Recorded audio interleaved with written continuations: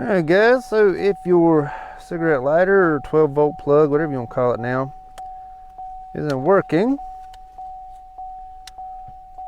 there's a very simple and easy fix. So let's get this fixed. Right, so right here on the driver's side, or the right side, I'm not sure if you're watching this, in another country, pull this little panel down. Let's see if I can actually get this in the frame. There are your fuses. All right, so once you're here, grab that little guy. The middle of the three yellows. That one right there. You grab it out there with your pliers. Not sure if you can see or not. Okay, baby. It is broken. Get you a new one.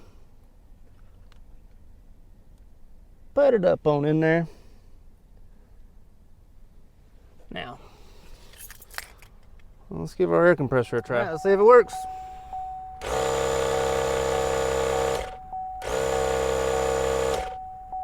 All right, that's how you do it.